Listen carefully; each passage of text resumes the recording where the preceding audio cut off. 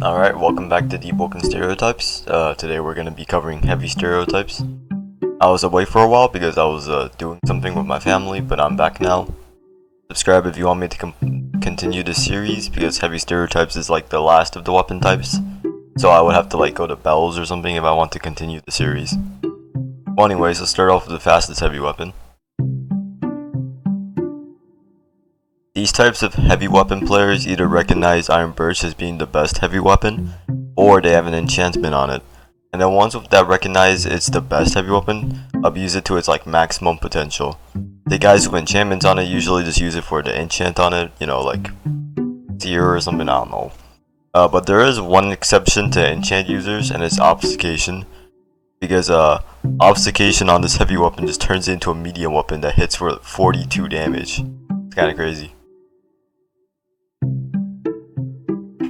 DARKSTEEL greatsword users are what I would like to call running attack enthusiasts. And it's honestly kinda hard to blame them for it, because if you're new to a heavy weapon, it's kinda like the only way to close gaps without being punished heavily, because you don't really know how to play heavy weapon well. The development of like a running attack spammer goes like this. First, they think, man, I can't even get close to my opponent, and I'm just gonna get overwhelmed every time I do because they have like 0.8 swing speed. And then they use their running attack, and it works brilliantly because people are bad at parrying. It becomes reinforced into their mind because they keep getting rewarded for playing like this. It's hard to escape this mindset because players can be sorted into two categories. One group that can't parry running attacks, and one group that can. So if it works, it really works, but if it doesn't, then it goes horribly for them and they get curb stomped, and they just never learn to play better. Kinda sad, honestly. Alright, let's be honest with ourselves here. The only reason you would use this weapon is because it looks like a giant meat tenderizer. Like, I can respect that, but it does look very funny. Oh yeah, and also this thing has like the weirdest scaling in this game. Why 8.3 scaling specifically and not like 8.5 or something? It's like a 1 damage difference. PETRA'S anchor players are the type to hit you with the M1 into M1 strong left feint, into revenge with wayward gem on it, into critical attack, into flourish, into bulldozer, into rapid slashes, and they hit you with a pressure blast with wayward gem on it. And while you're ragdolled, they just like sprint towards you and hit you with a running M1. So basically, what I'm saying is, most of the time they're gonna beat the hell out of you, and the times they're not, they're probably really boosted. Their friend probably gave it to them or something. I don't know, it was like a spare drop from Ardor and they used medium. I know I covered Enforcer's axe in like the very first episode, where I covered like people in arena, but it can't be heavy weapon stereotypes without one of the most common and like popular axes in this game. So yeah. 50% of Enforcer's Axe players are boosted with Royal Pathfinder. You would think the ones with like enchanted Enforcer's Axes, like the ones with vampirism on it, would be like part of the good part of the 50%, because the enchanted ones are really hard to get. But in my encounters, it's not the case. Like, I don't know why, but even some of the enchanted Enforcer's Axe players just could not parry. But to give them the benefit of the doubt, Curved Blade of Wind is pretty tough to parry because it has like really high speed. And combined with the Enforcer's Axe, like, what is it, like 0.54 swing speed? Like the actually horrendous speed. It could probably be excused. The Pale Morning is the most solid heavy weapon choice in this game because it has decent damage, average swing speed. 0.1 second end lag is like the stock weapon of great hammers. I mean, just the stock weapon of heavy weapons in general.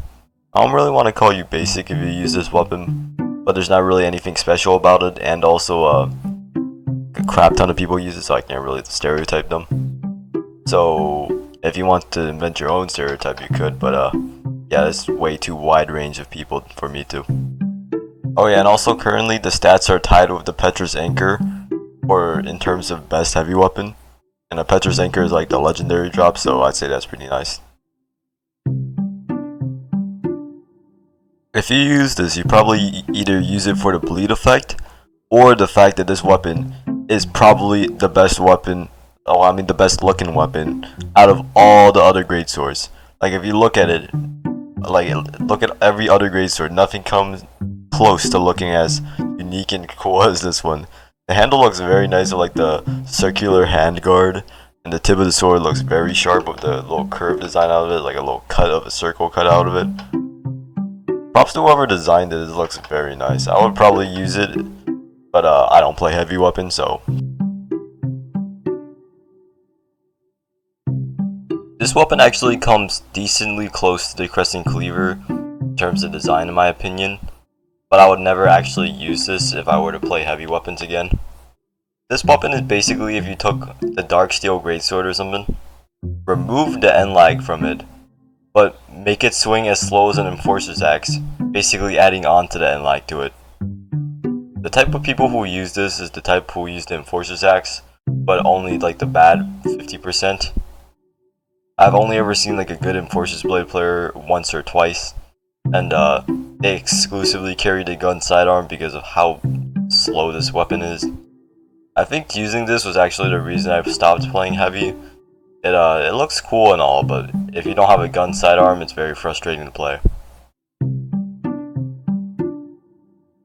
The people who used this got extremely lucky, or they paid someone their entire life savings for it.